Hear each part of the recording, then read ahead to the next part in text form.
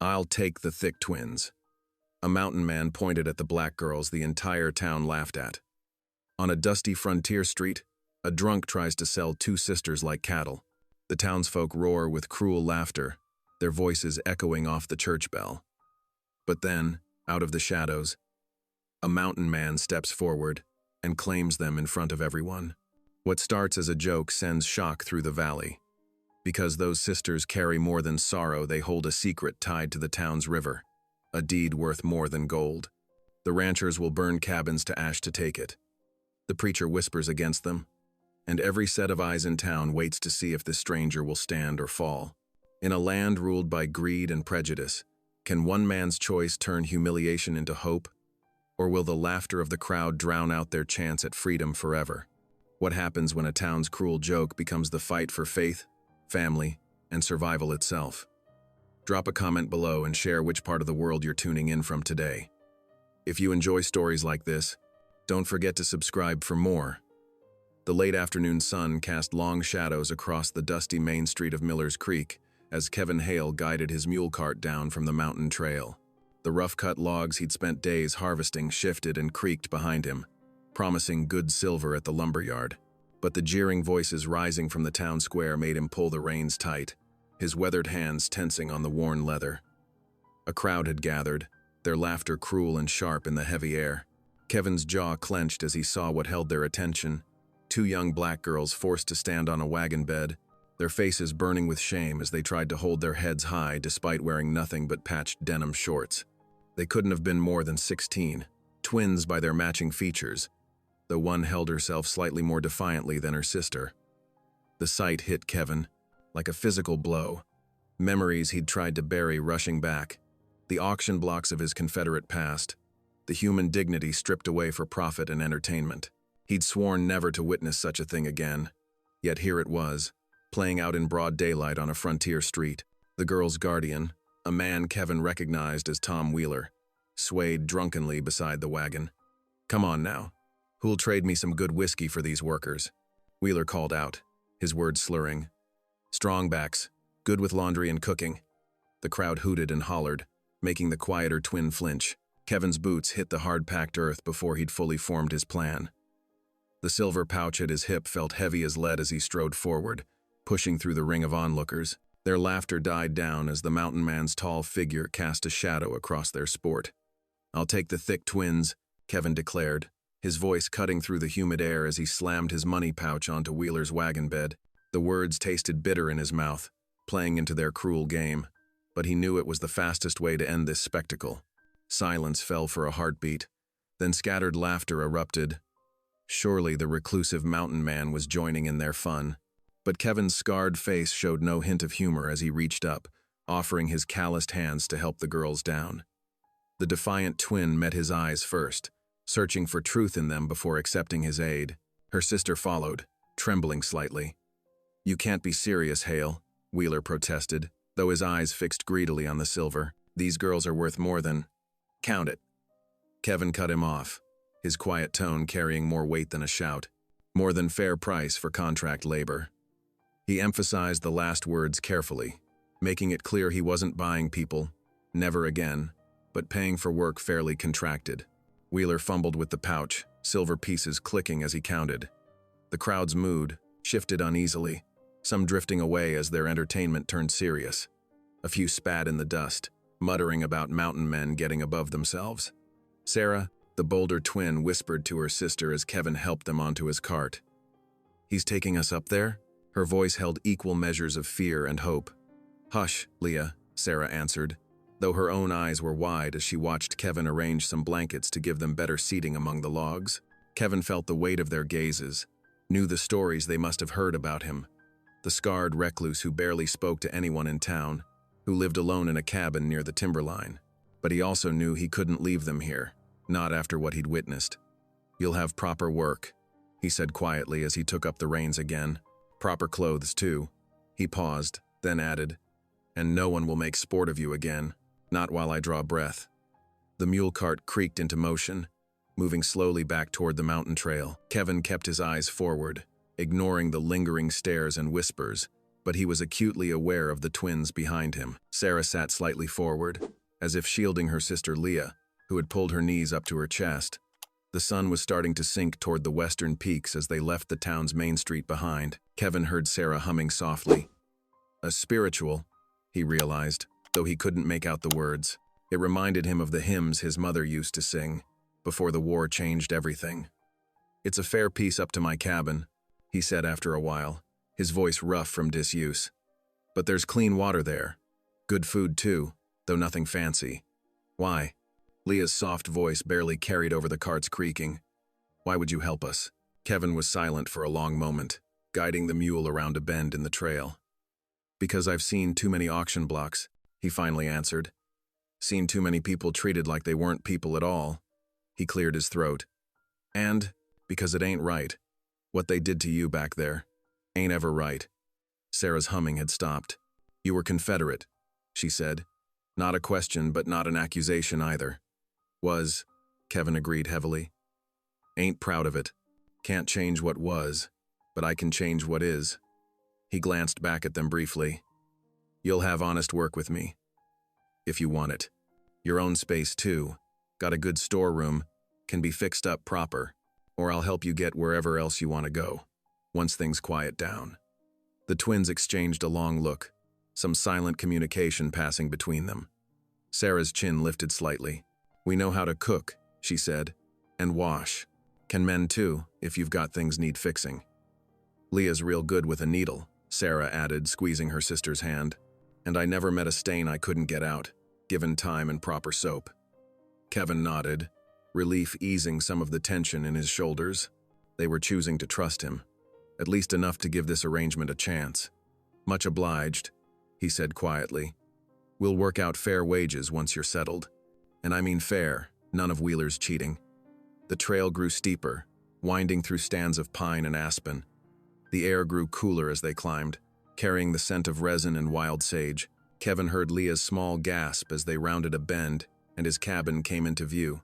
Sturdy logs silvered by weather, smoke rising straight from the stone chimney where he'd banked the morning's fire. "It ain't much," he said, suddenly aware of how rough it must look to their eyes. "But it's solid. No leaks. Good cellar for storing food. Creek runs clear year-round, just behind. It's..." Leah paused, then finished softly. "It looks safe." The word hung in the air between them as Kevin guided the mule cart to a stop. Safe. He reckoned that was what mattered most right now, more than comfort or beauty or anything else. These girls needed a place where they could hold their heads up, where no one would make them a spectacle for cruel entertainment. "It is safe," he said firmly, turning to meet their eyes. "You have my word on that. And whatever else folks might say about Kevin Hale, they know I keep my word." Sarah's shoulders straightened slightly. "We'll earn our keep," she declared. "Won't we, Leah?" Her sister nodded, already studying the cabin with a practical eye. "That porch rail needs mending," she observed. "I could fix that if you've got tools and wood." Kevin felt something ease in his chest, a tension he hadn't even realized he was carrying. These weren't broken girls, despite what Wheeler and the town had tried to do to them. They had strength in them, and pride, and skills they were willing to share. "Tools are in the lean-to," he said, helping them down from the cart. "But first things first, got some proper clothes inside. My sister's things, from before she married and moved east. Been saving them for. Well, for someone who needed them, I reckon." He led them to the cabin door, then stepped back. "Take what you need. I'll see to the mule and unload these logs. Take your time. Cabin's yours now, too. Best get used to it." As the twins disappeared inside, Kevin began unhitching the mule, his movements automatic after years of practice. The sun was touching the western peaks now, painting the sky in shades of gold and rose. A pair of mourning doves called from the nearby pines, their soft cooing a reminder that even in hard times, there was still beauty to be found. He thought of the silver he'd paid Wheeler, remembering how the man's eyes had gleamed at the sight. It was most of what he'd saved for winter supplies, but he reckoned it was worth it. Some things were worth more than silver, like the look in Leah's eyes when she'd called his cabin safe, or the way Sarah's chin lifted when she spoke of earning her keep. From inside the cabin, he heard Sarah's voice raised in song again, clearer now, no longer muffled by fear. The words drifted out to him as he worked. Amazing grace. How sweet the sound that saved a wretch like me. Kevin's hands stilled on the mule's harness. He hadn't heard that hymn since before the war, since his mother's passing. But hearing it now, watching the sunset paint his cabin in gentle light, he felt something long frozen in his heart begin to thaw. These girls might think he'd saved them, but maybe, just maybe, they were helping save him too. From loneliness, from the weight of his past, from the silence that had threatened to swallow him whole up here on his mountain, the thought stayed with him as he finished his work, as the sky deepened toward purple and the first stars began to shine. Tomorrow would bring its own challenges, he knew. The town would talk, the girls would need time to truly trust him, and there was much work to be done before winter. But for now, with Sarah's clear voice carrying on the evening air and Leah's quiet presence bringing new life to his old cabin, Kevin Hale felt something he hadn't experienced in years. Hope. The mule cart rattled along the mountain trail, each wheel finding every rut and stone. Kevin glanced back at the twins, who sat huddled together among his rough-cut logs. The late afternoon sun caught the tears drying on their cheeks, though both girls held themselves straight-backed, dignity intact despite everything. He cleared his throat. "Name's Kevin Hale," he said, voice rough from years of mountain solitude. "Most folks just call me Hale." Sarah, the bolder of the two, lifted her chin. "I'm Sarah Carter," she said, then gestured to her sister. "This is Leah. We're twins." 16, Leah added softly, her fingers twisting in the worn fabric of her dress. "Both of us." Kevin nodded, keeping his eyes on the trail ahead. The mule needed careful guidance here, where the path narrowed between two granite outcrops. "Reckon you got folks worried about you?" he asked, though he already suspected the answer. Sarah's bitter laugh confirmed his fears. "That man back there, Wheeler, he's our step-uncle. Took us in when Mama died 2 years ago." She paused, swallowing hard. "Called us nothing but burden since the day we arrived. Said we ate too much," Leah whispered, leaning into her sister's shoulder. "Called us thick, limbed and lazy, though we worked from sunrise to sunset." Kevin's jaw tightened, remembering Wheeler's sneering face in town. The man had been all too eager to trade away 2 young lives for whiskey money. It brought back memories Kevin had tried hard to bury. Auction blocks in Richmond, families torn apart, human dignity sold for cotton and coin. The trail wound higher, through stands of towering pines that filtered the sunlight into shifting patterns. Kevin found himself speaking, sharing more than he had in years. "Had family once myself. Parents. Sister. War took Pa. Mama passed winter after. Sister married and moved east." He fell silent, remembering the emptiness of the cabin after they'd all gone. The twins listened without comment, but Kevin sensed their understanding. They knew about loss, about the way life could sweep away everything familiar in one cruel tide. The sun was setting by the time they reached his cabin, the sky painted in deep oranges and purples above the tree line. Kevin helped the girls down from the cart, noting how they stayed close together, drawing strength from each other's presence. "It ain't much," he said, pushing open the heavy wooden door. "But it's warm and dry." He lit the lamp hanging by the door, its gentle glow revealing the cabin's single room. Everything was rough-hewn but solid. The table he'd made himself, the shelves lined with dried meat and preserves, the wide hearth where he cooked his meals. A ladder led up to the loft where his bed lay, piled with warm quilts against the mountain nights. Sarah took it all in with careful eyes, while Leah seemed drawn to the fireplace, where embers still glowed from morning's fire. Kevin busied himself adding wood, giving them time to adjust. "You'll take the bed," he said, not looking up from his task. "Up in the loft. I'll sleep down here by the hearth." "But it's your bed," Leah protested weakly. Kevin shook his head. "Wouldn't be right, making you girls sleep on the floor." He crossed to a trunk near the wall, pulling out several thick blankets. "These are clean. My sister left them when she went east. Never had the heart to get rid of them." Sarah accepted the blankets, her hands running over the soft wool.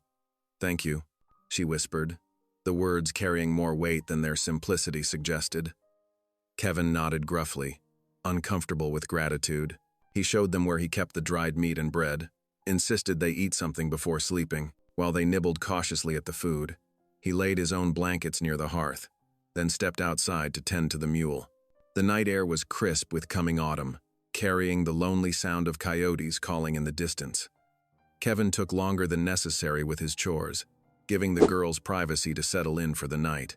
When he finally returned, they had climbed up to the loft. He could hear Leah's quiet weeping, muffled against blankets, and Sarah's gentle murmuring as she comforted her sister. Kevin added another log to the fire, watching the flames dance. His thoughts were troubled, full of doubts about what he'd done. Taking in 2 young girls, him a solitary man with a dark past, folks would talk. But when he remembered Wheeler's cruel face, the jeering crowd, he knew he couldn't have done different.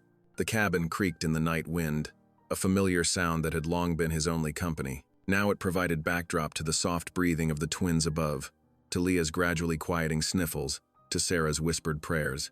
Kevin knelt by the hearth, something he hadn't done since before the war. His own prayer came haltingly, unpracticed words stumbling in the firelight. "Lord," he whispered, "ain't been much for talking to you these past years. Reckon you know why. But these girls?" He paused, searching for words. "These girls need something better than what life's given them so far. Don't know if I'm the right one to help, with all I've done, but I aim to try." Outside, a coyote's howl rose clear and wild against the star-filled sky. The sound carried all the loneliness of the mountains, all the wildness of this untamed land. But for the first time in years, Kevin's cabin didn't feel empty. The presence of the twins above, their trust as fragile as new spring grass, filled the space with something that felt almost like hope. He settled onto his blankets, watching the fire's glow paint shadows on the cabin's walls. Tomorrow would bring its own challenges. There was work to be done, trust to be built, a new way of living to figure out. But for now, in the quiet of the mountain night, Kevin knew he'd done right. Whatever came next, he couldn't have left those girls to Wheeler's cruelty. The last thing he heard before sleep claimed him was Sarah's voice, barely a whisper above. "Mama, if you can hear me, I think maybe you sent us someone good." Kevin turned his face toward the fire, hiding the moisture that had gathered in his eyes. The cabin creaked again, a sound that had always meant loneliness before. Now it felt more like a shelter's promise, like the first tentative notes of a hymn long forgotten but finally remembered. Dawn crept over the mountain peaks, painting the sky in soft pinks and golds. Kevin rose from his blankets by the cold hearth, muscles stiff from the unfamiliar bedding. He moved quietly, not wanting to wake the girls sleeping above. The cabin's familiar creaks seemed different now, like a house coming alive after years of silence. Outside, the morning air bit sharp and clean. Kevin's breath frosted as he picked up his axe, its worn handle smooth against his calloused palms.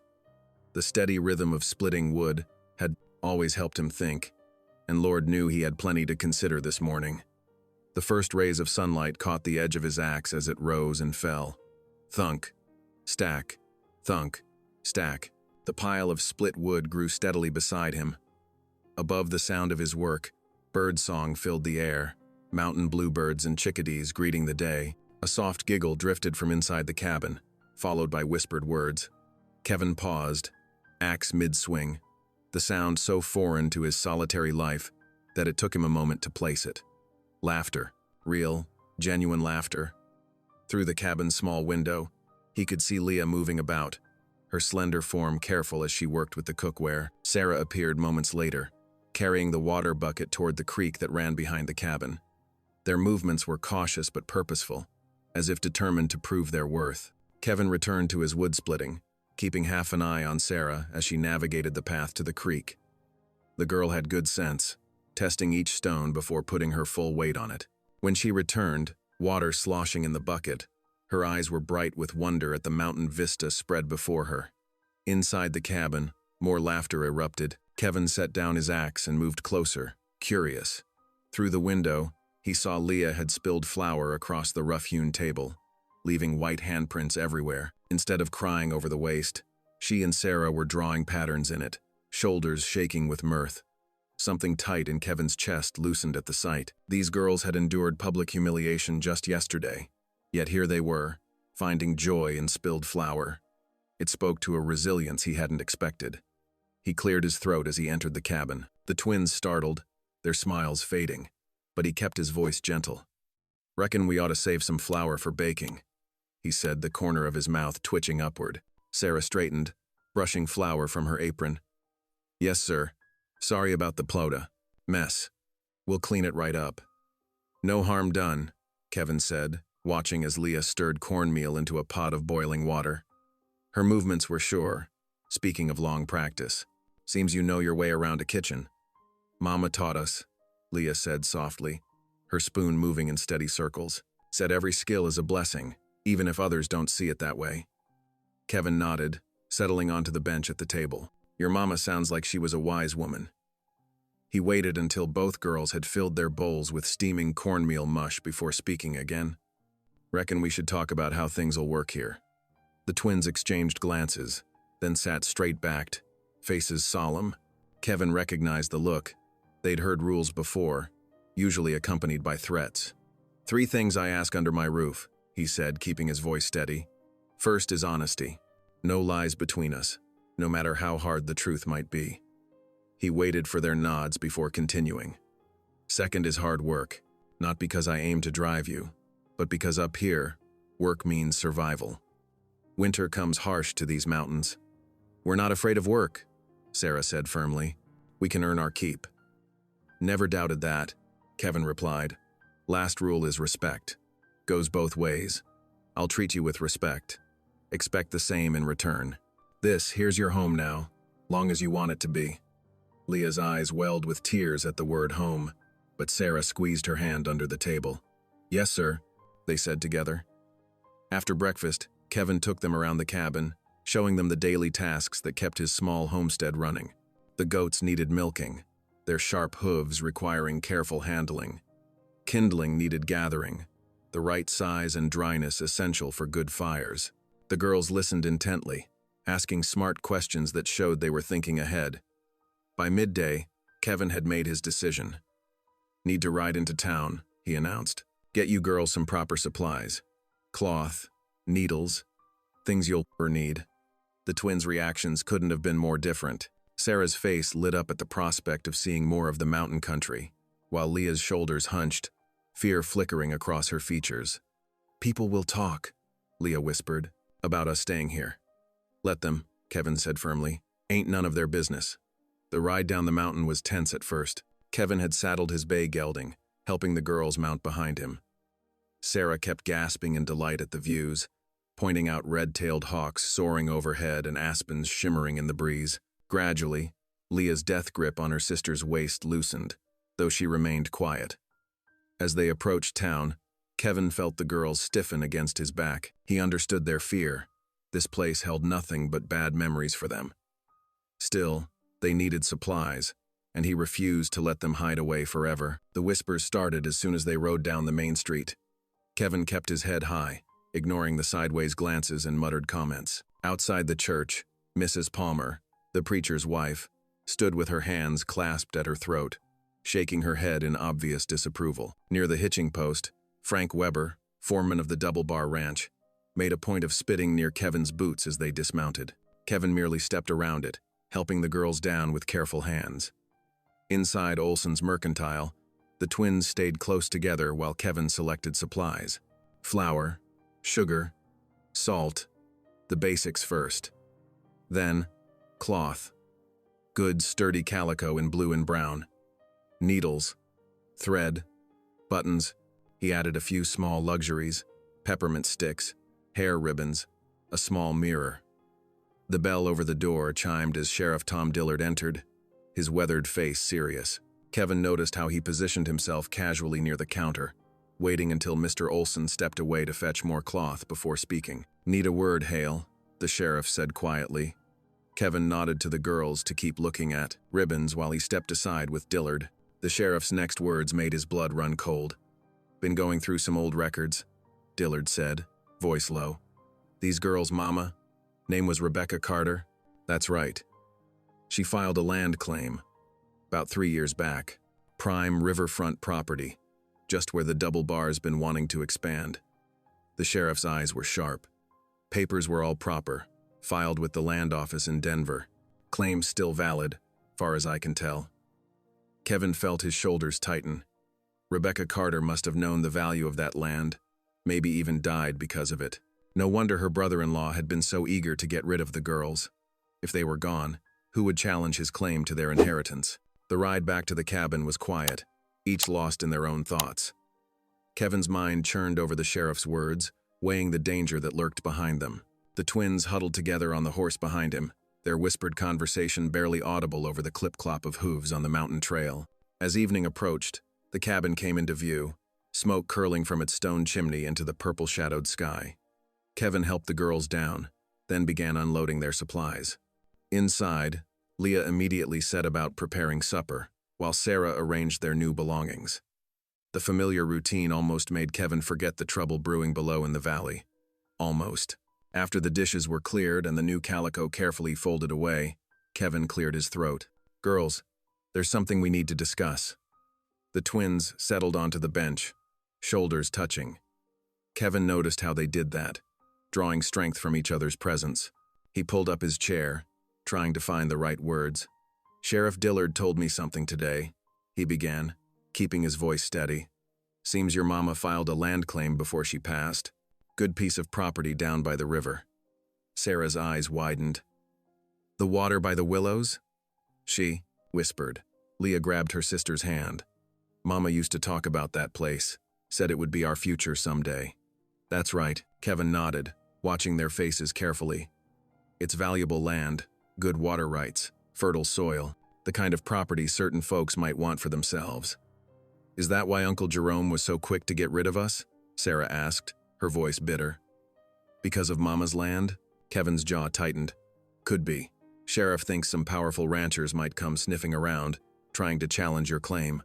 Fear flickered across Leah's face. "What can we do?" "For now, we stay calm," Kevin said firmly. "That claim's legal and proper, filed in Denver. Your rights are protected by law." He leaned forward, making sure they saw the conviction in his eyes.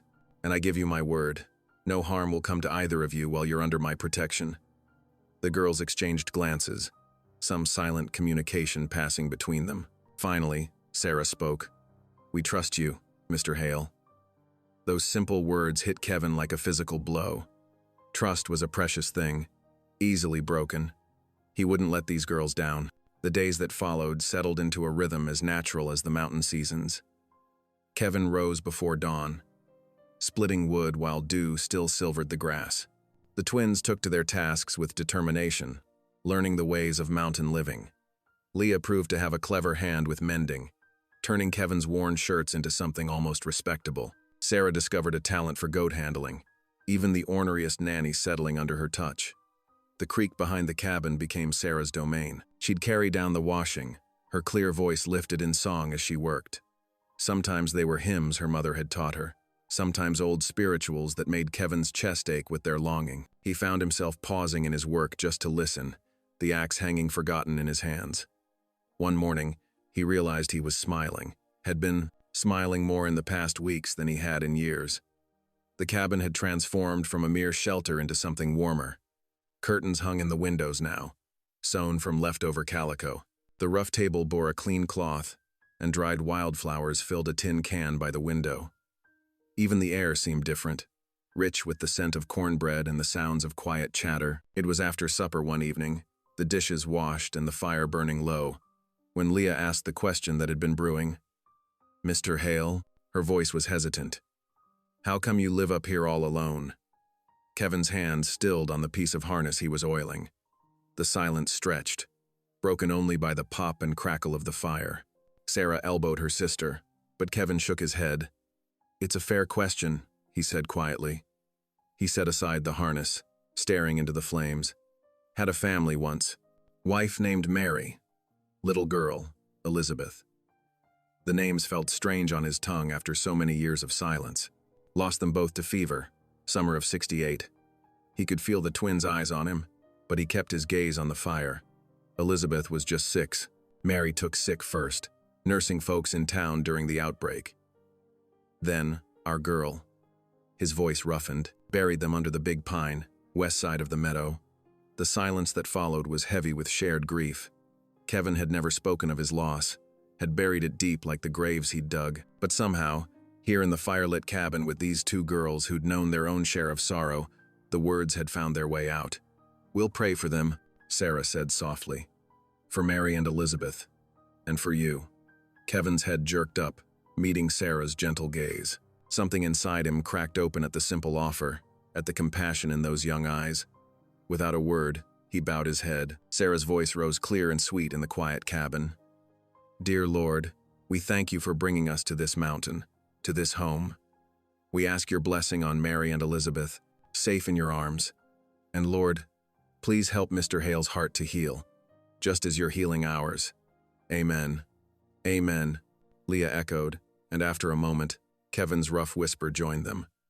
When he lifted his head, he saw tears on the girl's cheeks, matching the moisture in his own eyes. But these weren't tears of despair. They were the cleaning kind, like spring rain washing winter away. Through the cabin window, stars wheeled across the vast mountain sky, unchanged since the beginning of time. Yet inside, everything had shifted.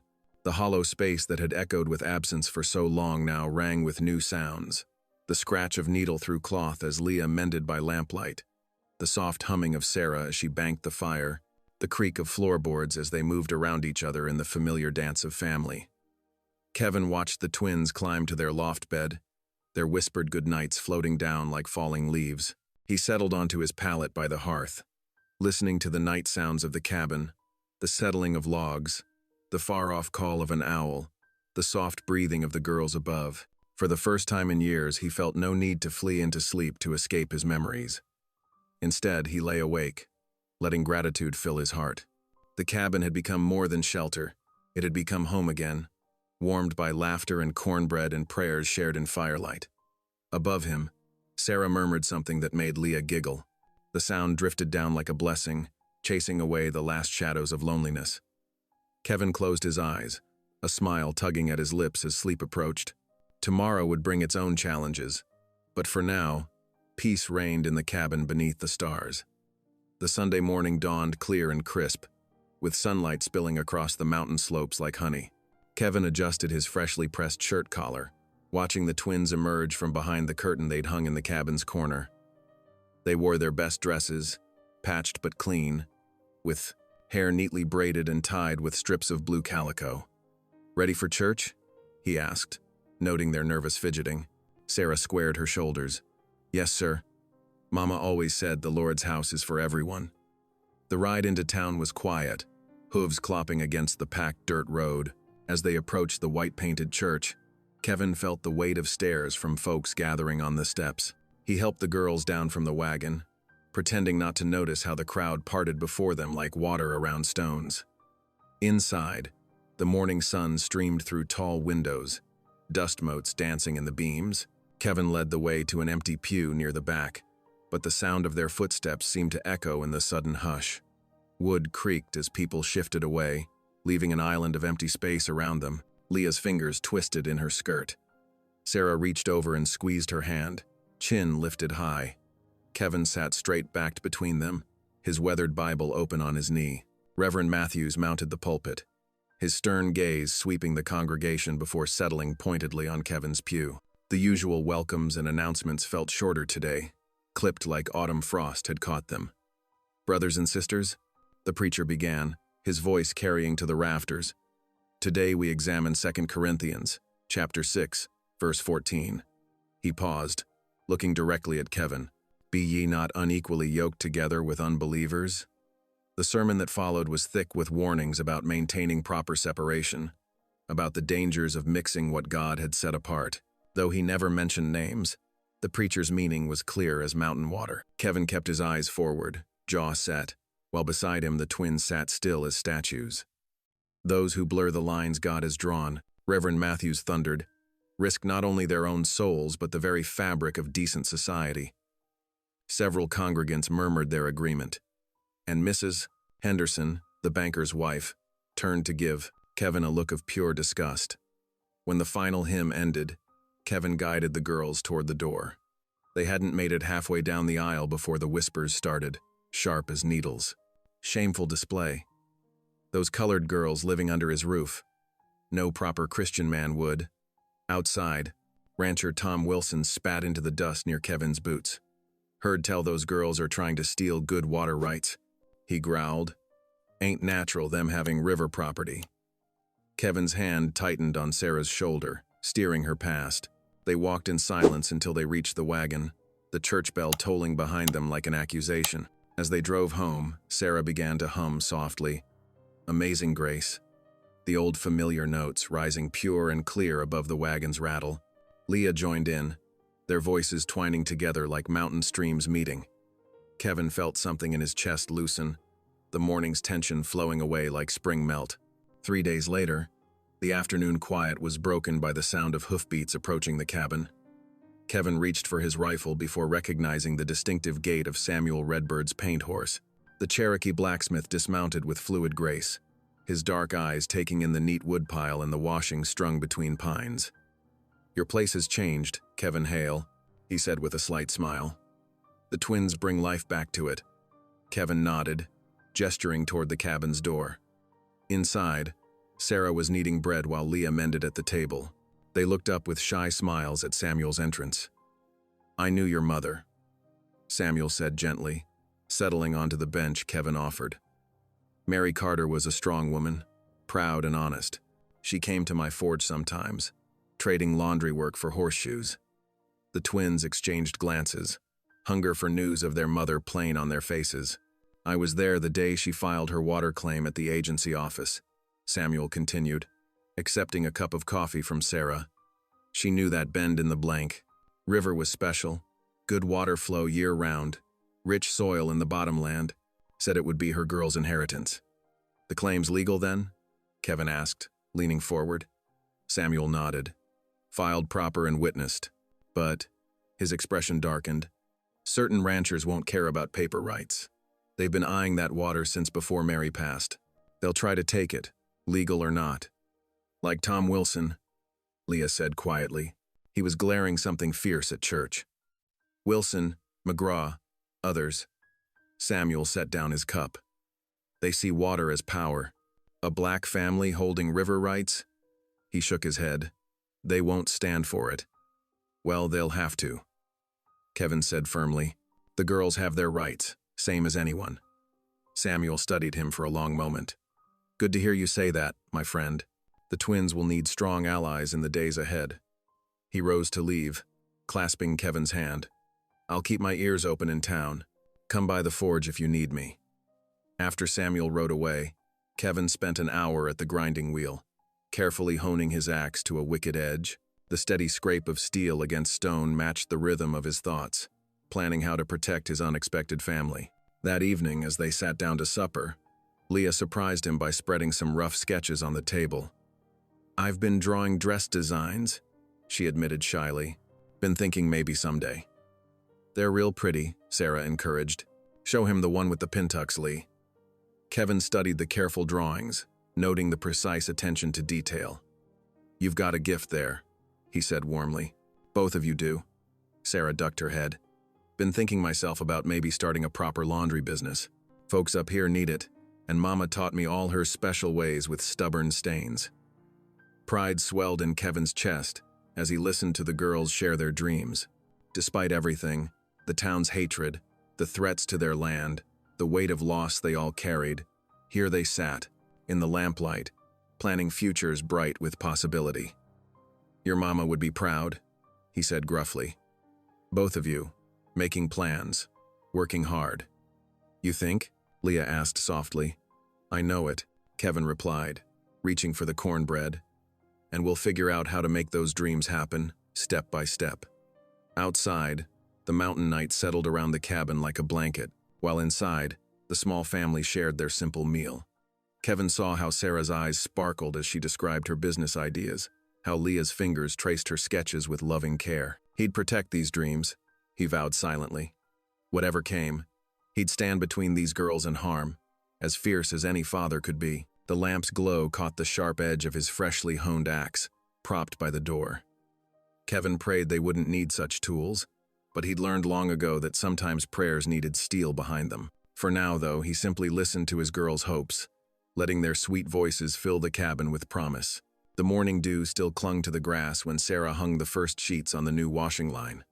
Kevin had helped her string sturdy rope between two pines near the creek, where the sound of rushing water filled the air. Her skilled hands worked the wet fabric, wringing out every drop before pinning it up to catch the mountain breeze.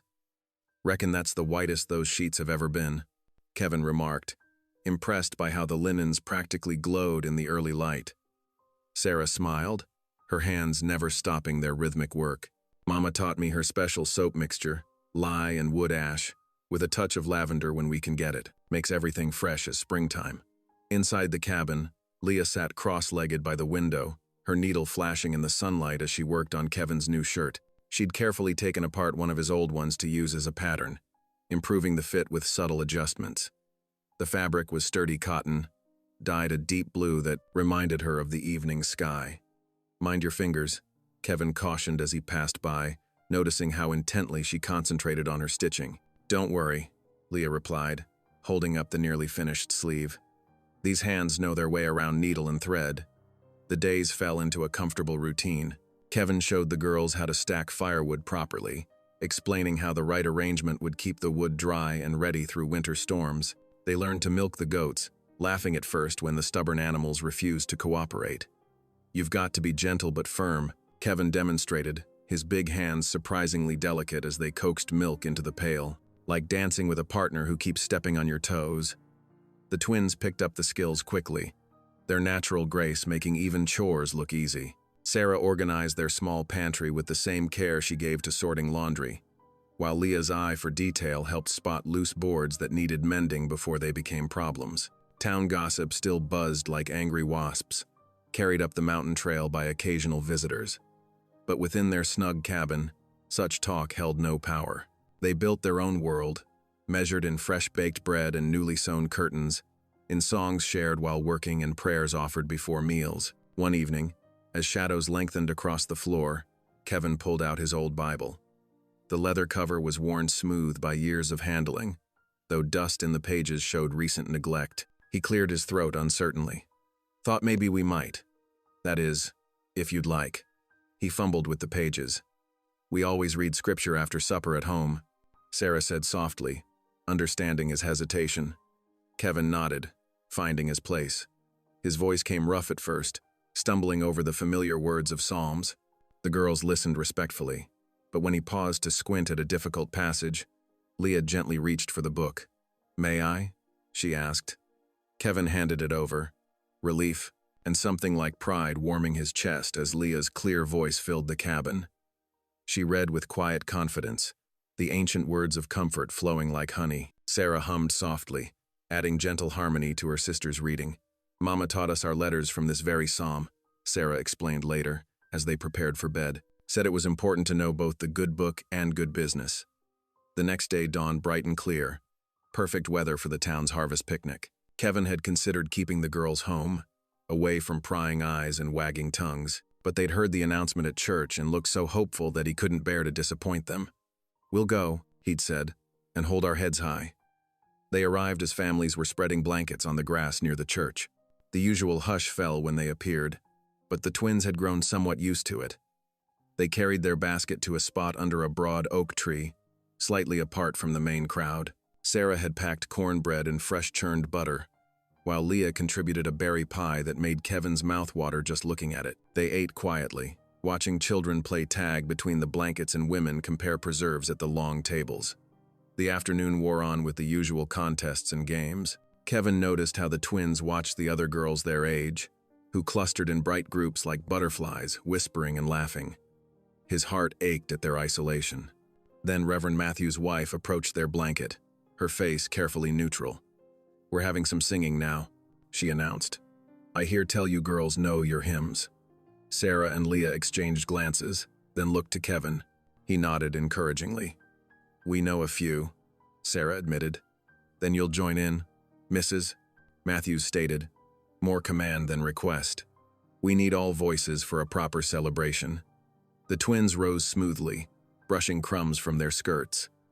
Kevin watched them walk to the front of the gathering, proud, their simple calico dresses neat and clean, heads held high despite the murmurs. They stood together, hands clasped, as Mrs. Matthews played the opening chords on the portable organ. But instead of joining the suggested hymn, they began to sing something else, a spiritual their mother had taught them, about Jacob's ladder and climbing to heaven. Their voices rose pure and strong, Sarah's rich alto supporting Leah's soaring soprano. The familiar words took on new life in their harmony, speaking of struggle and hope, of reaching toward glory one step at a time. The crowd fell silent, caught by surprise. Even the playing children stopped to listen. Kevin saw the preacher's wife's hands fall still on the organ keys, her face softening as the unaccompanied voices filled the afternoon air. Angels in heaven done wrote my name, children of God gonna shine like stars. The last note faded into perfect stillness. For a heartbeat, no one moved. Reverend Matthews' head was bowed, his stern face unusually gentle. Several women dabbed at their eyes with handkerchiefs. Even the men looked thoughtful, as if hearing scripture anew in the ancient song. Kevin's chest swelled with pride. He wanted to stand up and shout to everyone there, see how beautiful they are, how gifted, how precious. But he held his peace, knowing this moment of grace was delicate as morning frost. The spell broke when Mrs. Matthews recovered herself and quickly launched into Rock of Ages. The twins returned to their blanket, pink-cheeked but pleased. Kevin squeezed their hands, unable to speak past the lump in his throat. As the sun began to set, casting long shadows across the churchyard, families began packing up their baskets and collecting their children. Kevin was carefully folding their blanket when a shadow fell across him. "Quite a show your girls put on," came a cold voice. "Mighty fine entertainment." He looked up to see Rancher Wilson standing too close, tobacco juice staining his beard. The man's eyes were hard as river rocks. "Much obliged," Kevin replied evenly, though his muscles tensed. Wilson leaned closer, his words a venomous whisper. "Enjoy it while you can. That water will be ours soon enough. Ain't natural for their kind to hold good river rights." Kevin's fist clenched involuntarily, but he forced it to relax. Starting a fight here would only hurt the girls. He stared back at Wilson until the rancher spat and walked away, leaving a dark stain on the grass. The twins were already waiting by the wagon, chattering excitedly about the day. "Did you see little Mary Jenkins nodding along?" Sarah asked. "And I think Mrs. Matthews actually smiled at us." "The pie was all gone too," Leah added proudly. Even Reverend Matthews took a piece. Kevin helped them up onto the seat, his movements gentle despite the anger still burning in his gut. The girls remained happily oblivious to Wilson's threat as they started the long ride home, their conversation full of small triumphs, a compliment on Leah's dress, a request for Sarah's laundry services. The wagon wheels creaked steadily as they climbed the mountain trail. Kevin held the reins loose, listening to his girls' bright chatter while keeping one eye on the darkening sky. Their voices carried clearly in the evening air, reminding him of birdsong and angels, and everything worth protecting. The fire crackled low in the hearth as Kevin sat in his wooden chair, watching shadows dance across the rough-hewn walls. Peace and dread warred in his chest like two wildcats fighting. The cabin had never felt more like home, filled with the lingering scent of cornbread, the quiet scratch of Leah's pencil on paper, and Sarah's humming as she tidied the supper dishes. Yet Wilson's threat echoed in his mind. That water will be ours soon enough. Above him, floorboards creaked as the girls readied for bed in the loft. Their muffled giggles drifted down, and Kevin couldn't help but smile despite his worry. How quickly they'd become precious to him, these two bright souls who'd brought life back to his lonely existence. "Good night, Kevin," Sarah called down. "Sleep well, sir," Leah added more formally. "Night, girls," he replied, his voice gruff with affection. "Mind you say your prayers." The soft murmur of their voices joined in prayer floated down, reminding him of church bells across distant hills. Kevin bowed his head, adding his own silent petition for their safety. 3 days later, necessity drove him to town. They needed nails to repair the goat pen, and the kerosene was running low. Kevin rode out early, the morning sun barely clearing the eastern peaks. His horse's hooves kicked up dust from the dry trail as they descended through stands of pine and aspen. The town lay quiet when he arrived, most folks still at breakfast. Kevin tied his horse outside the mercantile and strode inside, boots thumping on the wooden floor. Old Mr. Jenkins barely looked up as he gathered the supplies, which suited Kevin fine. Less talk meant less trouble.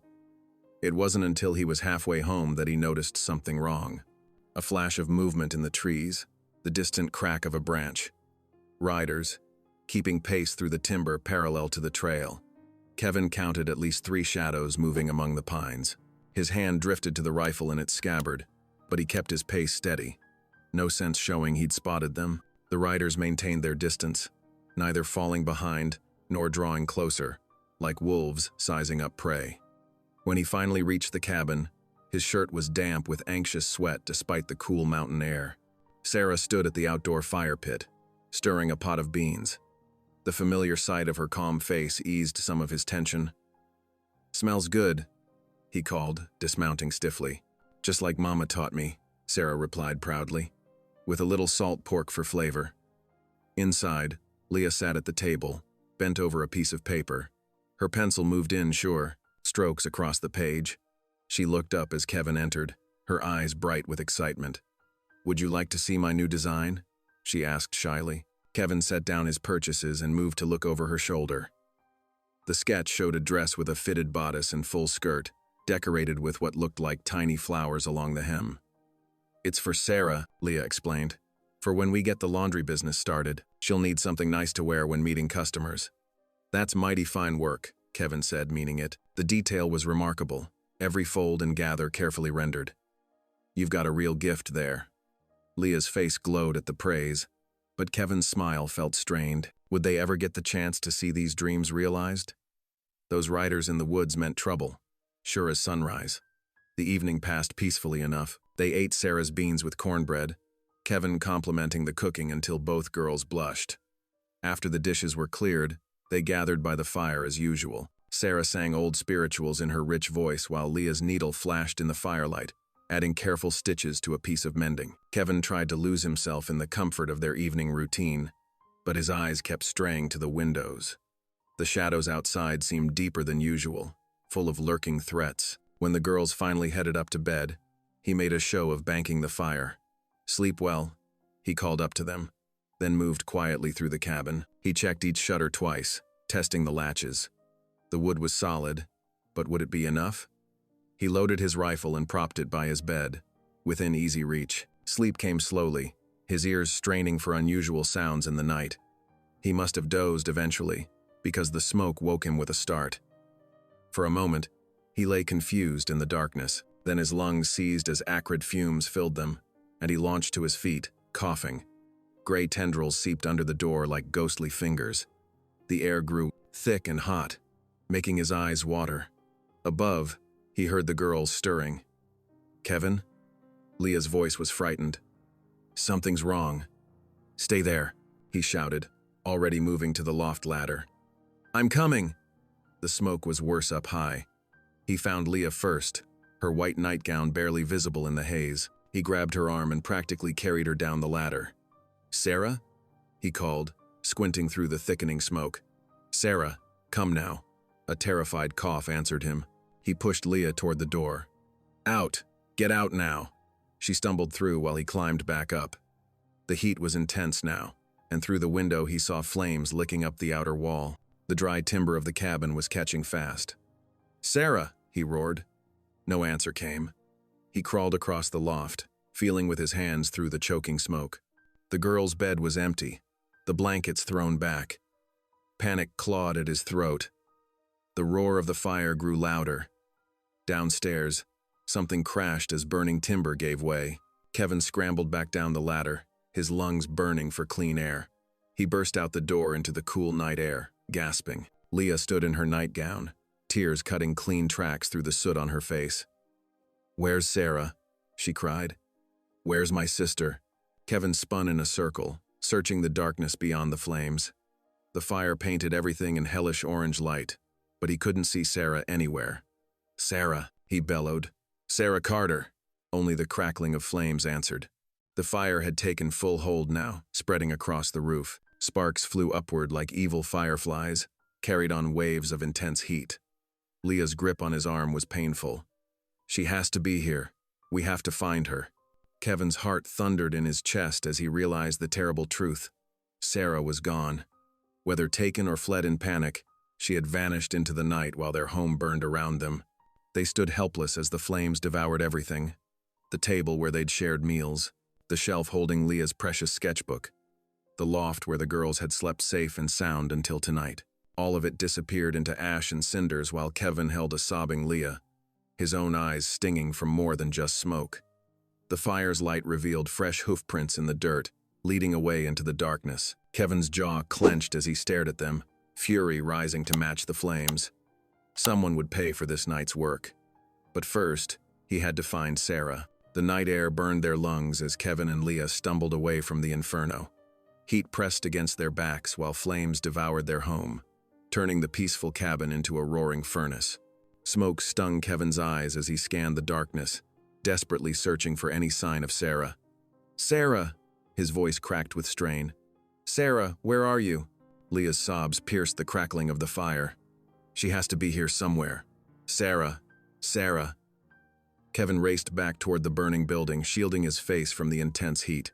He circled the perimeter twice, checking every shadow and hollow. But Sarah had vanished like morning mist. Then he spotted something in the dirt lit by the fire's glow. Fresh tracks leading away from the cabin.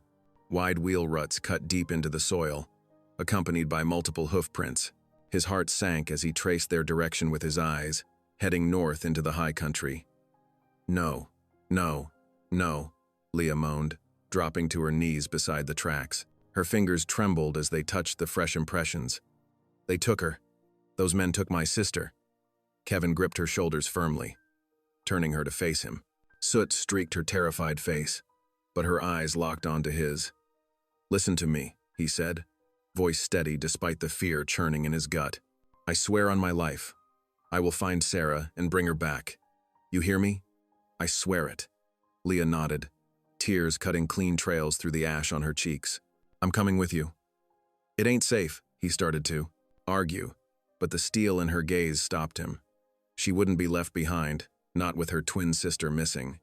They watched helplessly as the last walls of their home collapsed in a shower of sparks. Dawn was breaking by the time the flames died down, painting the sky in shades of pearl and rose. Kevin led Leah to the shed, which had thankfully been spared from the fire. Inside, he moved quickly, gathering what they'd need. His Winchester rifle came first, along with a box of ammunition, the razor-sharp axe that had split so many cords of wood, a pack of dried venison he'd been saving for winter, canteens of water, blankets. His horse nickered softly as he approached with the saddle. "Easy, boy," he murmured, securing the cinch with practiced hands. Leah stood nearby, still wearing only her soot-stained nightgown. "Here." He handed her his spare coat. "It'll have to do until we can get you proper clothes." She wrapped herself in the oversized garment, looking small and lost without her sister beside her. Kevin helped her mount, then swung up behind her. With a gentle nudge of his heels, they set off following the wagon tracks. The trail wound steadily upward into the high country. Stands of aspen gave way to dark pine forests as they climbed. Leah sat rigid in front of him, occasionally wiping tears from her face. The morning sun climbed higher, burning off the lingering smoke that clung to their clothes and hair. Kevin's mind raced as they rode. Who had taken Sarah? The ranchers who coveted the water rights, most likely. But where would they hide her? The territory was vast, with countless remote valleys and hidden canyons where a person could disappear forever. Around midday, they paused at a clear-running creek to rest the horse and drink. Leah knelt by the water, splashing her face clean of soot. Kevin stood guard, rifle ready, scanning the surrounding trees for any sign of movement. The weight of guilt pressed down on him like a physical thing. If he'd been more vigilant, posted a watch. But no, the fault went deeper than that. He drew a ragged breath. "Leah," he said quietly, "there's something you need to know. Something I should have told you and Sarah both, right from the start." She looked up at him, water dripping from her chin. "What is it?" Kevin's hands tightened on his rifle as shame burned in his throat. "During the war, I fought for the Confederacy." The words hung in the air between them. Leah went very still, her eyes wide. "I was young and foolish," he continued, the confession spilling out like blood from an old wound. "Believed what the preachers said about it being God's will. Saw things done to black families that haunt my dreams still. When the war ended, I couldn't face what I'd been part of. Ran up here to hide from my shame. He forced himself to meet her gaze. I understand if you hate me for it, but you deserve to know the truth about the man who took you in. Leah was quiet for a long moment, the creek's gentle music filling the silence. Finally, she stood and walked to him. Her small hand rested on his arm, warm through the fabric of his shirt. The past is past, she said softly. What matters is how you protect us now. That's where redemption lies. Kevin's throat tightened at her words. Here was grace he didn't deserve, freely given by one who had every right to condemn him. He nodded grimly, new fire kindling in his heart. Then by God's grace, I'll earn it, he vowed. We'll find Sarah if we have to search every valley in these mountains. They mounted up again, pressing onward as the sun wheeled overhead. The wagon tracks remained clear in the soft earth, leading them higher into the wilderness. Leah clung to Kevin as they rode. No longer the frightened girl of the morning, but a young woman steeled for whatever lay ahead. Kevin felt the change in her too, a strengthening of the bond between them. No longer just protector and ward, but family forged in fire and hope. The truth he'd carried so long, now shared, had somehow lightened its burden.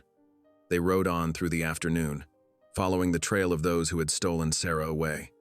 Kevin's jaw was set with determination. Whatever came next, they would face it together. The high country stretched before them, wild and vast beneath the autumn sky. Somewhere ahead, Sarah waited for rescue, and Kevin Hale, no longer running from his past, rode to make good on his promise of redemption. Evening shadows stretched long across the mountain clearing as Kevin reined his horse to a halt. The wagon ruts carved deep through the meadow grass, clear as day in the golden light. He dismounted carefully, helping Leah down before kneeling to study the tracks. His weathered fingers traced the impressions in the soil. 3 distinct sets of horseshoe prints flanked the wagon wheels. Heavy draft horses, not light riding mounts. These men had come prepared for rough country. Kevin's jaw tightened as he read the story written in the earth. 3 riders, he murmured, more to himself than to Leah. Moving fast, but the wagon slows them down. Can't be more than half a day ahead now. Leah wandered a few paces away, scanning the ground and surrounding brush. Her sudden intake of breath made Kevin's hand jump to his rifle. Look! She pointed to a scraggly branch where a bit of faded cloth fluttered. That's Sarah's scarf, the one Mama made her. Kevin strode over, gently freeing the worn fabric from the thorns. The simple cotton scarf was one he'd seen Sarah wear while doing laundry, carefully tied to keep her hair back. Now it bore silent witness to her passing. He folded it with reverence and tucked it into his coat pocket, close to his heart. She's leaving us signs, Leah whispered, hope brightening her tired eyes. Sarah knows we're coming for her. Kevin nodded, pride mixing with worry in his chest. That girl had spirit, no doubt about it. But if her captors caught her marking the trail... He pushed the dark thought away. Daylight's fading, he said, checking the position of the Sunday. We'll need to make camp soon. They pressed on until true darkness made tracking impossible. Kevin led them off the trail to a dense stand of pines, the thick boughs offering some shelter from the mountain wind. He wouldn't risk a fire, not with enemies possibly watching the ridgelines. Try to rest, he told Leah, spreading his blanket for her. I'll take first watch.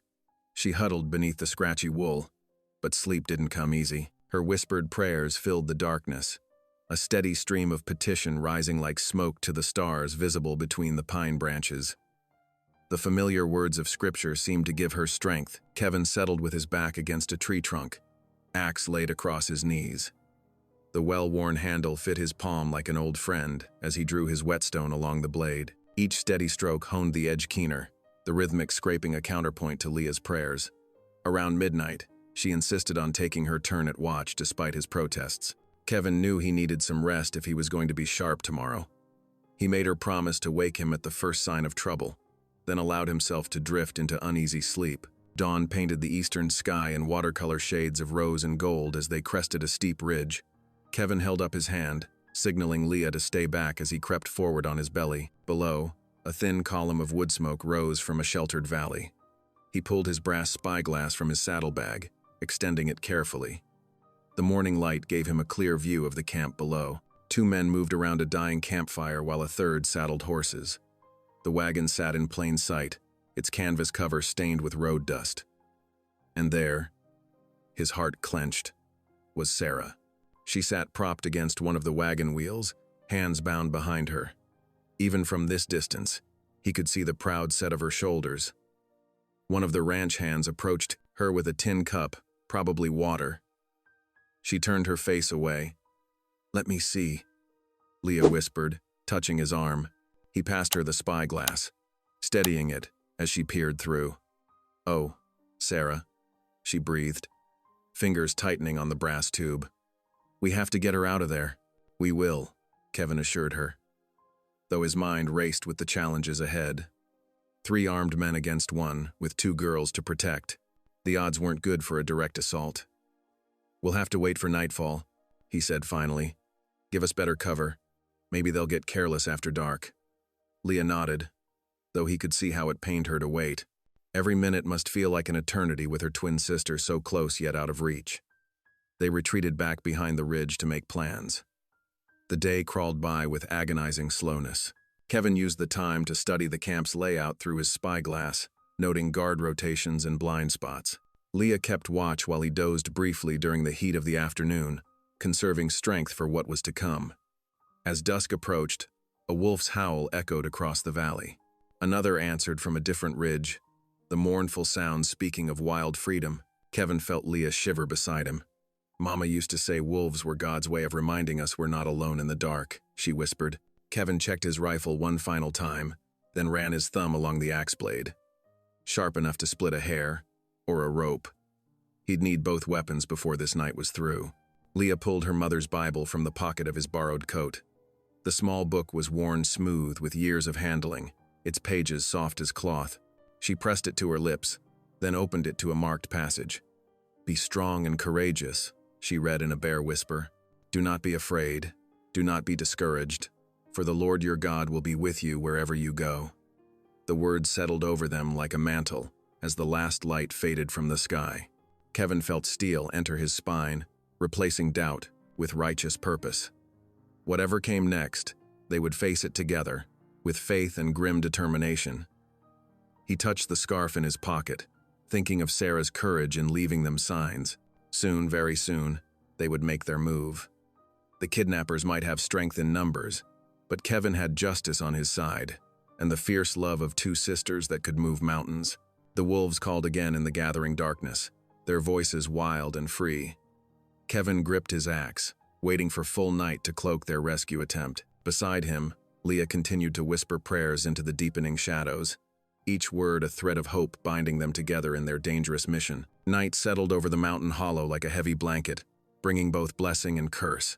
The darkness would hide their approach, but it also made every step treacherous on the steep slope. Kevin led the way, his boots finding purchase on loose scree with practiced care.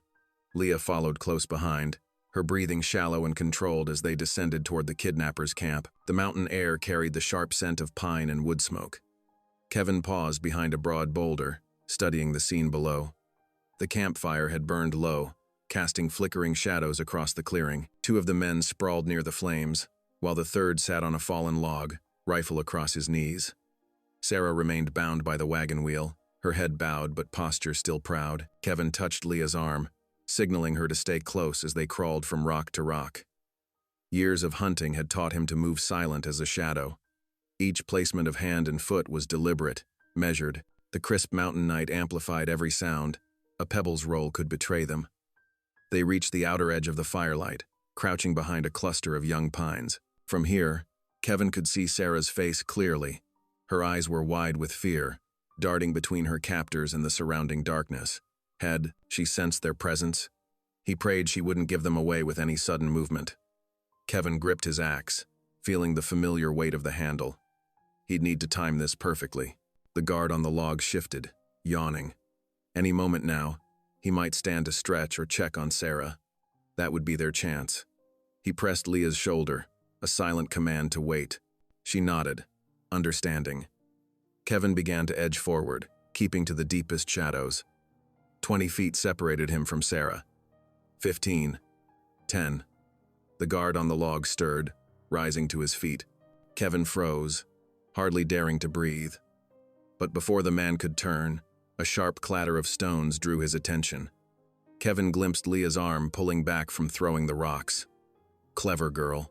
The guard muttered a curse, moving to investigate the sound. This was their moment. Kevin surged forward, axe ready. Sarah's eyes widened as she saw him approach, but she kept silent. The axe blade made quick work of her bonds, the sharp edge parting the ropes with 2 swift strokes. Sarah started to rise, but another guard's shout split the night. "Hey, what the?" Kevin spun, axe sweeping up in a deadly arc. The heavy head caught the man square in the temple with a dull thud. He dropped without a sound, sprawling in the dirt. The other guards were scrambling up now, reaching for weapons. "Run!" Kevin roared, shoving Sarah toward the trees where Leah waited. The girls fled together as Kevin backed away, axe held ready to discourage pursuit. They plunged into the forest, branches whipping at their faces. Sarah stumbled, weak from her captivity, but Leah caught her arm. Kevin brought up the rear, using his bulk to crash through obstacles and clear their path. The first gunshot cracked like thunder. A bullet whined past, splintering bark from a trunk beside them. Another shot, closer this time. Kevin urged the girls faster, though his lungs burned with the effort. They couldn't keep this pace long on the treacherous Longando. "Slope. Down!" he gasped, spotting a deeper shadow ahead. It was a ravine, cut by spring floods into the mountainside. They half ran, half slid down the steep bank, finding shelter beneath fallen logs that bridged the gap. Kevin pressed the twins close against the earth as more shots echoed above them. Voices carried on the night air, angry shouts and cursing. The kidnappers crashed through the brush, searching. But the ravine's shadows kept the fugitives hidden as their pursuers passed by.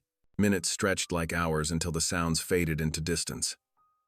Only then did Sarah break down, clinging to her sister as tears flowed freely. The twins held each other, rocking slightly as Leah stroked Sarah's tangled hair. Kevin kept watch, axe ready, while his own breathing slowly steadied. "Did they hurt you?" he heard Leah whisper. Sarah shook her head against her sister's shoulder. "Just scared me something fierce. Kept talking about some papers Mama had, saying I had to sign them over." "The land claim," Kevin growled. Of course. They'd wanted to force Sarah to surrender her mother's water rights. His jaw clenched at their cruelty. "I wouldn't sign," Sarah said, a hint of her usual spirit returning. "Told them Mama always said that land was our future." Kevin touched her shoulder gently. "You did right, girl, and I swear by all that's holy, they'll never lay hands on either of you again." They huddled together in the ravine's shelter as the night wore on. None of them slept deeply. Every snapping twig or rustle of leaves brought them alert, hearts pounding. Kevin kept first watch. Then Sarah insisted on taking a turn while he rested. Her quiet humming of an old spiritual helped calm them all. The eastern sky was just beginning to pale when distant hoofbeats echoed down the slope. Kevin's eyes snapped open, hand finding his axe. The sounds weren't close, but they were clear enough. Their pursuers hadn't given up. Sarah gripped Leah's hand tight, both girls looking to Kevin for guidance. He studied the lightening sky, mind racing through options. They couldn't stay here. The ravine would be an obvious place to search by daylight, but they couldn't be sure which direction was safe. The hoofbeats faded again, but their threat lingered like gunsmoke on the morning air. Kevin's promise echoed in his mind as he watched the twins draw strength from each other's presence. He had gotten them this far. Now he just had to get them somewhere safe before those riders picked up their trail again. The first pale light of dawn crept through the trees, painting the forest in shades of gray. Kevin studied the steep ravine walls, listening intently for any sound of pursuit.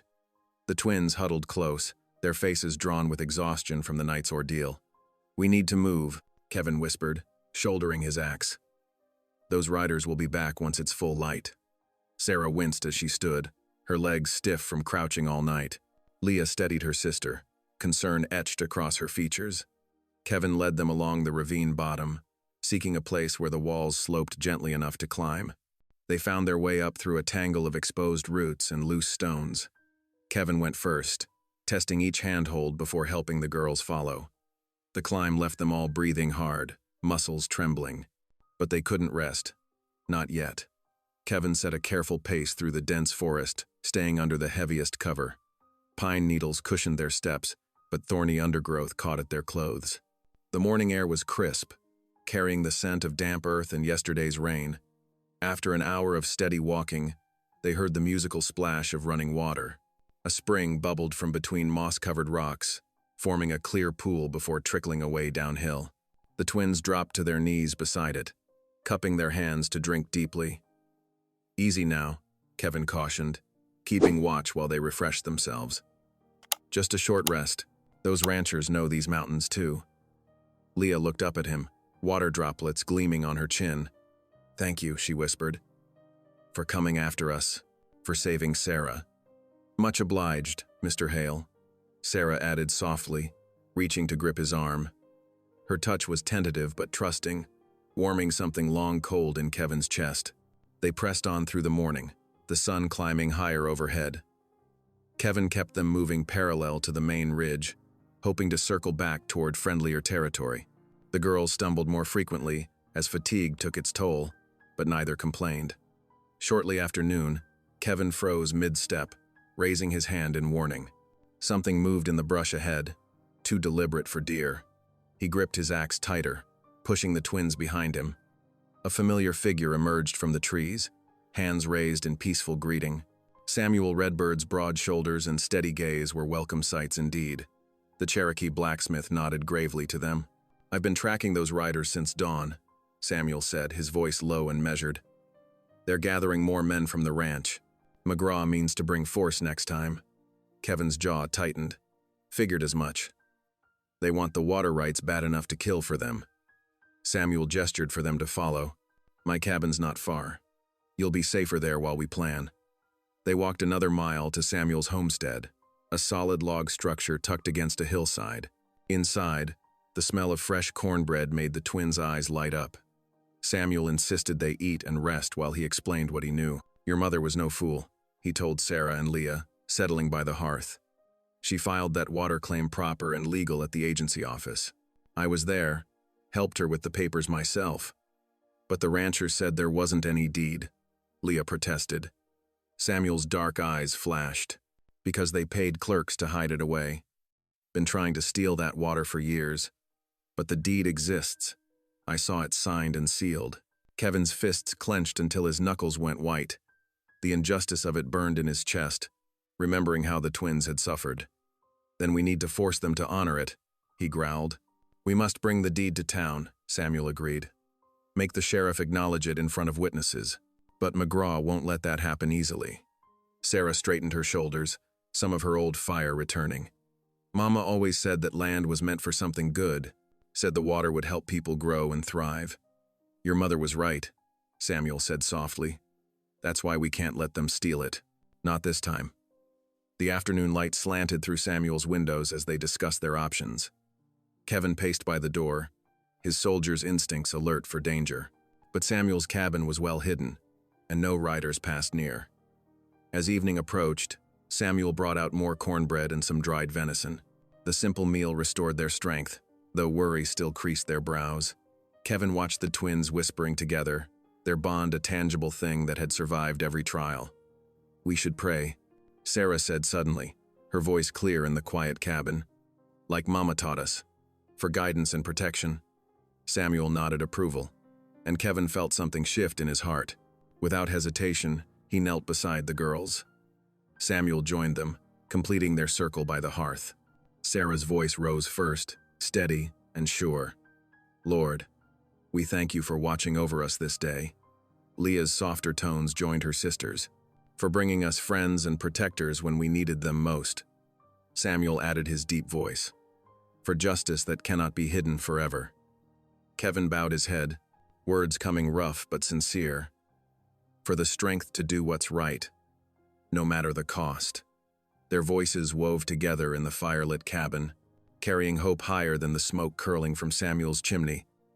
The prayer bound them closer than blood, a family forged in struggle and faith. As their amen faded, Kevin looked at the faces around him. Sarah's determined smile, Leah's quiet strength, Samuel's weathered wisdom. Whatever came next, they would face it together. Samuel stirred the fire, sending sparks dancing upward. "Rest now," he advised. Tomorrow will bring its own battles.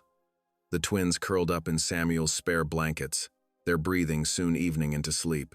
Kevin kept watch by the window, axe close at hand. Samuel sat silent nearby, both men alert for any sound of approaching danger. But the night remained peaceful, broken only by the soft murmur of the girls' sleeping breaths and the gentle crackle of the dying fire. In that moment of quiet, Kevin felt the rightness of their cause settle into his bones. The path ahead would be dangerous, but they would walk it together, guided by truth and justice. Dawn painted the eastern sky in pale gold as Kevin sat on Samuel's front porch, working methodically on his rifle. His weathered hands moved with practiced care, cleaning each part before reassembling the weapon. The familiar task steadied his nerves, even as his thoughts raced ahead to the dangers they would face. Inside the cabin, Sarah measured dried cornmeal into small cloth sacks. Her movements quick and efficient. She hummed softly, an old spiritual their mother had taught them, while Leah gathered her precious sketches nearby. The younger twin carefully rolled each drawing, securing them with twine before tucking them into her leather satchel. "You don't have to bring those," Sarah whispered, watching her sister's careful movements. Leah's chin lifted stubbornly. "They're part of who I am, who Mama wanted us to be. I won't leave them behind." Outside, Samuel led his horse from the lean-to shelter, checking the cinch on his saddle. The big Cherokee moved with deliberate grace, his dark eyes alert as he scanned the tree line. Kevin watched him work, grateful for the man's steady presence and knowledge of the territory. "Trail's clear for now," Samuel reported, joining Kevin on the porch. "But we'd best move soon. Dawn's the safest time. Fewer eyes watching." Kevin nodded, sliding the last piece of his rifle into place with a satisfying click. The weapon had served him well during the war, though using it now would mean crossing a line he'd hoped never to cross again. Still, with the twins' safety at stake, he would do what was necessary. They set out as the sun cleared the mountain peaks, 4 riders moving single file along game trails and narrow passes.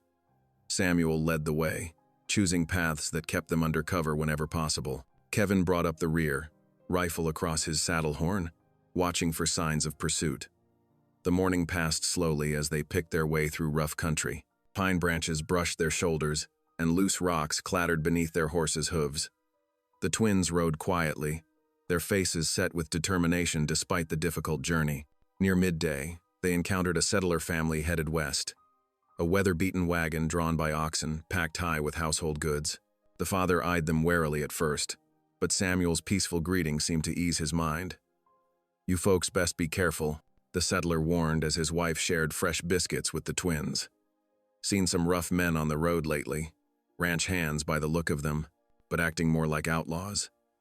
They threatened to burn our wagon if we didn't turn back," his wife added softly, glancing at her children huddled in the wagon bed. Kevin's jaw tightened as he accepted a biscuit. "Much obliged for the warning. You take care yourselves." They shared what cornmeal they could spare with the settler family before parting ways. The encounter left them all subdued, aware of how McGraw's influence poisoned the whole territory. The afternoon stretched long as they followed Samuel's lead through increasingly difficult terrain. The twins bore the journey without complaint, though Kevin could see fatigue in the slump of their shoulders. When Sarah started humming again, a quiet melody that seemed to lift their spirits, he found himself smiling despite their circumstances. As dusk approached, Samuel led them to a hidden meadow cupped between rocky ridges. A small stream provided fresh water, and thick stands of pine offered shelter from the wind. They made camp efficiently, everyone knowing their tasks without discussion. Samuel's iron pot soon bubbled with savory stew, the smell making their mouths water. Kevin helped the girls tend to the horses while Samuel stirred the pot, adding pinches of dried herbs from his saddlebags. "Smells like heaven," Sarah sighed, accepting a tin cup of the hot stew. Leah nodded agreement, and even Kevin had to admit it was the best meal he'd had in days. They ate gratefully, sharing the food and quiet conversation as stars began pricking through the darkening sky. After the meal, Leah pulled her mother's worn Bible from her satchel. The familiar book seemed to glow in the firelight as she opened it carefully, her fingers finding a well-remembered passage. "Would you read for us?" Kevin asked softly, surprising himself with the request. Leah's face brightened. She began reading in a clear, steady voice that carried peace with every word. "The Lord is my shepherd. I shall not want. He maketh me to lie down in green pastures. Kevin felt the tension ease from his shoulders as he listened. The ancient words spoke of protection and guidance, of courage in dark valleys. He watched the firelight play across the faces of his unlikely family, the twins who had brought purpose back to his life, the Cherokee friend who stood with them against injustice. The moment of peace shattered as Samuel's hand suddenly raised for silence.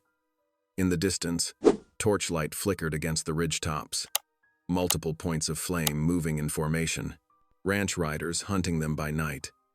Douse the fire, Kevin ordered in a harsh whisper. Now. Samuel kicked dirt over the flames while Kevin and the twins gathered their belongings with swift, quiet movements. They huddled in the darkness beneath a stand of pines, barely daring to breathe as hoofbeats grew louder. Sarah pressed close against Kevin's side, trembling slightly. He could feel Leah's rapid breathing on his other side, while Samuel crouched motionless nearby, blending with the shadows. The night seemed to stretch endlessly as they waited. The riders passed within 50 yards of their position, torches casting wild shadows through the trees. Kevin counted at least 8 men, their low voices carrying snatches of conversation on the night breeze. He recognized McGraw's foreman among them, the man's harsh commands setting his teeth on edge. Minutes crawled by like hours until the torchlight finally faded and the sound of horses diminished into the distance. Still, they waited longer, making certain it wasn't a trick to flush them out. Only when the night had been silent for a full hour did Kevin finally relax his grip on the rifle. "They'll be back at first light," Samuel murmured, his voice barely audible. "We should move while it's dark." Kevin nodded, though the thought of traveling these treacherous trails by starlight made his stomach clench. Yet staying put was even more dangerous.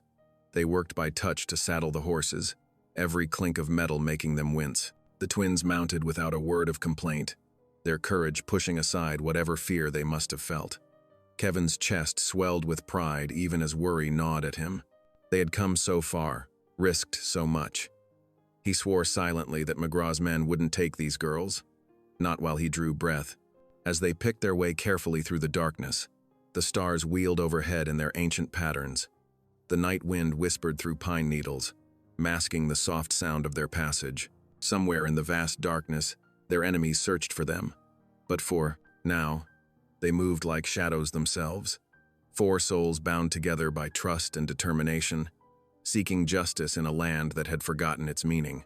Dawn painted the eastern sky in streaks of pink and gold as Kevin led their small group toward town. His horse's hooves kicked up dust from the dry trail, while behind him, the twins and Samuel rode steadily, their faces set with determination. They had traveled through the night, staying off the main roads, and exhaustion showed in their slumped shoulders.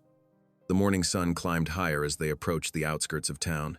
Kevin noticed Sarah straightening in her saddle, chin lifting despite her weariness. Beside her, Leah clutched their mother's deed papers close, wrapped carefully in oilcloth to protect them. "Remember," Samuel said quietly as they neared the first buildings, "the law is on our side." The deed was filed proper, witnessed by agency clerks. Kevin nodded, though his hand stayed close to his rifle. The street ahead looked deceivingly peaceful, shutters opening for the day, smoke rising from cook fires. But tension thrummed beneath the surface like storm clouds gathering. They rode straight down the main street, past the mercantile where women paused in their shopping to stare. A group of cowboys lounging outside the saloon straightened, their hands drifting to gun belts. Kevin kept his gaze fixed ahead, guiding them toward the weathered building that housed the sheriff's office. As they dismounted, Kevin helped Sarah down from her horse while Samuel assisted Leah. The twins stood close together, their shoulders touching for comfort.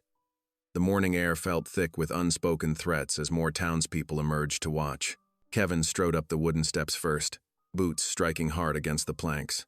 He pushed open the door, the familiar creak announcing their entrance. Sheriff Dillard looked up from his desk, his weathered face showing no surprise at their arrival.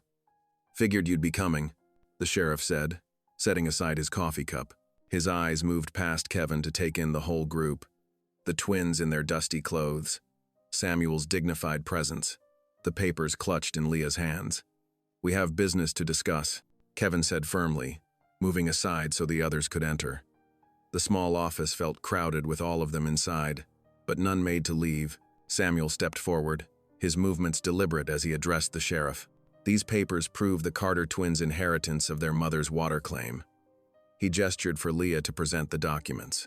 Filed proper and legal at the agency office, witnessed by 3 clerks. Sheriff Dillard took the papers carefully, unfolding them on his desk. The room fell silent except for the ticking of the wall clock as he studied each page. Outside, the murmur of gathering voices grew louder. "Everything appears in order," the sheriff said at last, looking up at Sarah and Leah. "Your mother was a smart woman, making sure this claim was filed right and tight." A commotion outside drew their attention. Through the window, Kevin saw ranch hands gathering in the street, their faces hard with anger. McGraw's foreman sat his horse in their midst, giving orders that sent men hurrying in different directions. The sheriff noticed too, his expression growing grim. "This won't sit easy with certain folks," he warned, though his voice held no weakness. "McGraw's been acting like he owns that water for years now."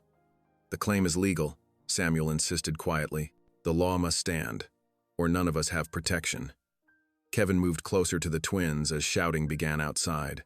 Sarah reached for her sister's hand, but both girls stood straight and proud despite their fear. Through the window, Kevin saw the preacher striding toward the office, his black coat stark against the morning light. The door burst open as the preacher entered, followed by several prominent townsmen. Their presence filled the small space with hostile energy. Kevin shifted subtly, placing himself between them and the twins. "Tom," the preacher addressed the sheriff, "surely you're not considering this absurdity?" His gesture took in Kevin and the twins with clear disgust. The sheriff stood slowly, authority settling over him like a mantle. "The deed is legal and binding," he declared, raising his voice to carry through the open door to the crowd outside. "These girls are the rightful heirs to their mother's water claim." A roar of anger rose from the street. The ranch foreman shouldered his way inside, face twisted with rage. "You're a fool, Hale," he spat at Kevin. "Throwing in with colored girls against your own kind. McGraw won't stand for this." Kevin felt fury rise in his chest, but kept his voice steady as he responded. "Family is worth more than your greed." The words rang with conviction in the tense office. "These girls are under my protection now. Their claim is legal, and we'll defend it." "Protection?" the foreman sneered.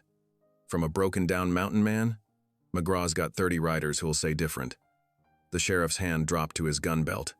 "The law says different," he corrected firmly. "Any man who violates these girls' legal rights will answer to me." Samuel moved to stand beside Kevin, his presence solid and resolute. "And to others who remember justice," he added quietly. The atmosphere crackled with tension as both sides measured each other. Through the window, Kevin could see more townspeople gathering, drawn by the confrontation. Some wore expressions of support, others scowled with prejudice. The twins remained silent but unwavering, their dignity a rebuke to those who would deny their rights. "This ain't over," the foreman growled, backing toward the door. "Not by a long shot." "No," Kevin agreed grimly, "but the law's been spoken.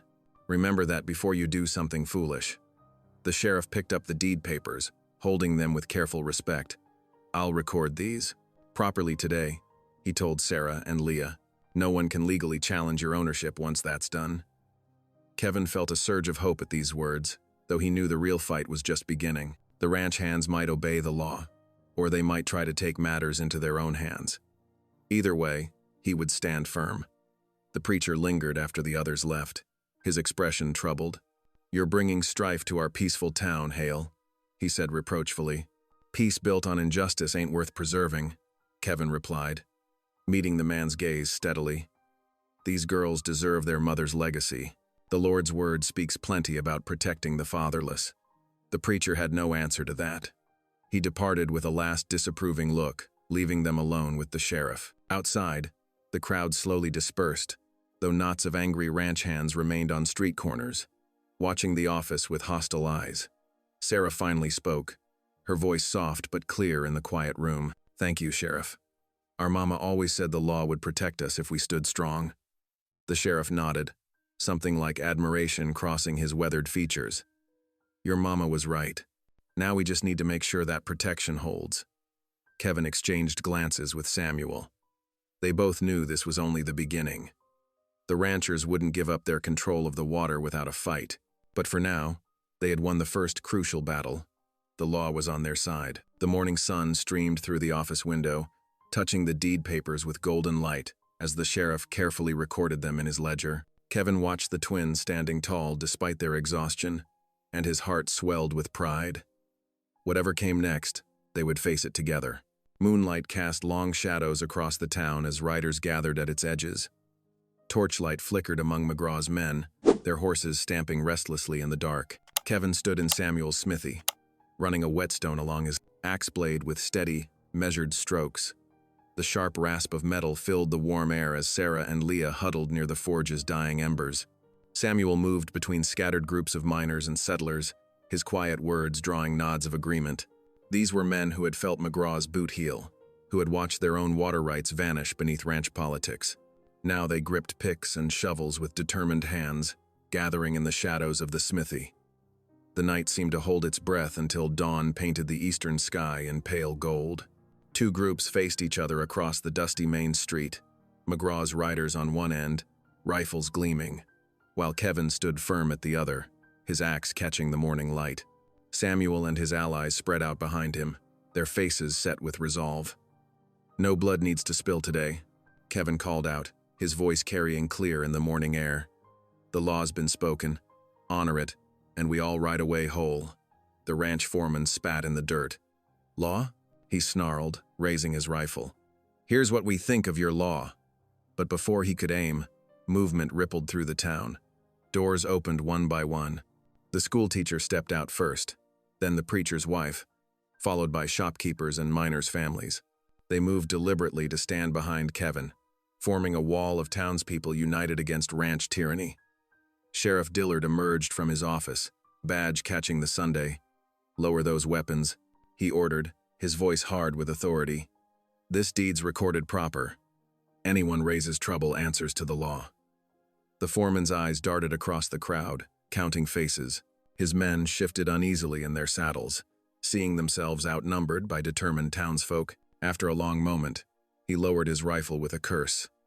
"McGraw won't forget this," he growled, wheeling his horse around. His riders followed, dust rising from their horses' hooves as they retreated toward the ranch lands. Sarah and Leah rushed forward to grip Kevin's hands, their eyes bright with relief and gratitude. Around them, townsfolk murmured words of respect, nodding to the man who had stood firm for justice. The morning sun climbed higher, warming the faces of a community that had finally chosen to stand together against tyranny. The mountain air rang with the steady rhythm of hammers and saws. Kevin wiped sweat from his brow as he guided another timber into place, the scent of fresh-cut pine filling his lungs. Samuel Redbird and a group of miners had hauled logs down from the timberline at dawn, their wagons creaking under the weight.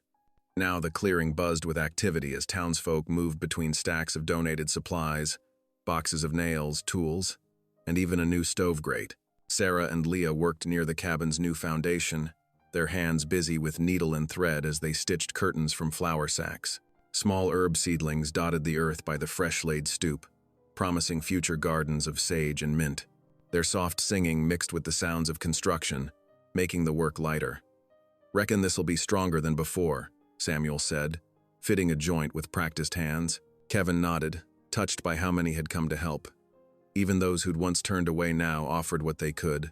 A hammer here, a meal there. The afternoon sun slanted through the trees when boots scuffed on the path.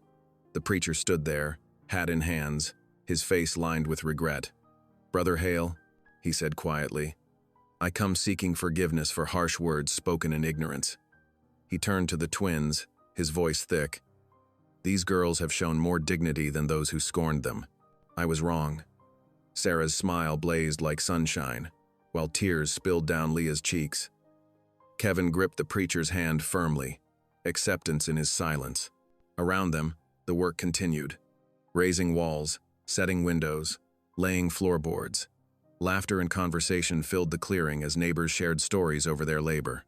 A week later, the new cabin stood complete, larger and sturdier than its predecessor. Lamplight glowed through curtained windows as Kevin sat with his family around the table, sharing a simple supper of cornbread and beans. Sarah straightened proudly, announcing her plans to open a proper laundry business in town.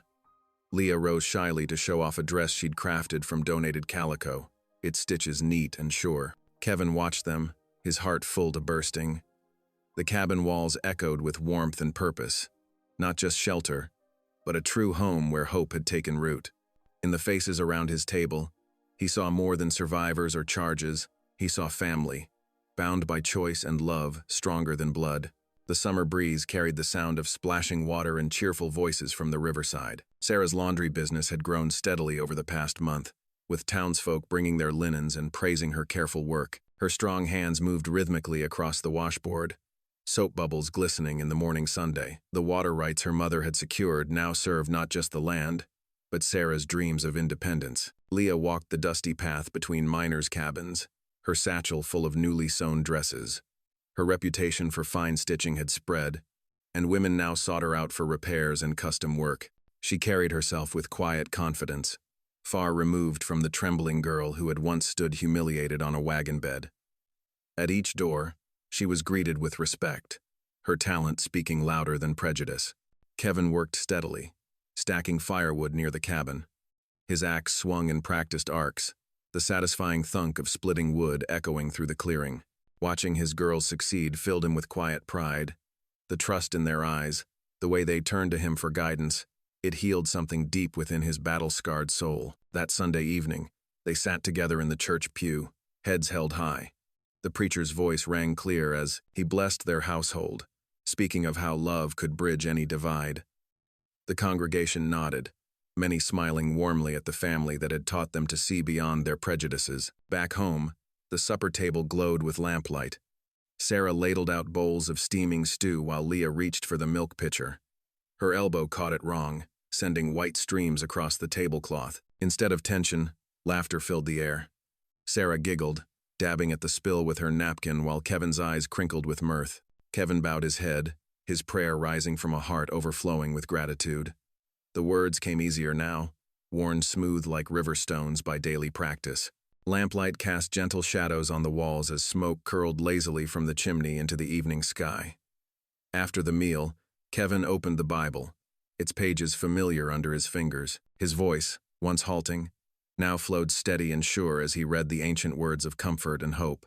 Through the open window, crickets added their evening chorus to the peaceful scene. The cabin stood strong against the darkening sky, its windows gleaming with welcome light, a beacon of what faith and love could build from the ashes of prejudice. Sarah watched Kevin reading, her eyes bright with unshed tears. "Thank you," she whispered, her voice thick with emotion, "for choosing us that day." Kevin looked up from the Bible, his weathered face soft in the lamplight. "Best choice I ever made," he answered quietly. The words hung in the air, transforming the memory of that first confrontation in town. What had begun as a desperate act of conscience, "I'll take the thick twins," had blossomed into something beautiful, a family bound by choice, faith, and unshakable love. Thank you for listening. Stories connect us in the most unexpected ways. If you felt that spark today, make sure you're subscribed. I share a new one daily, and the next might change your day.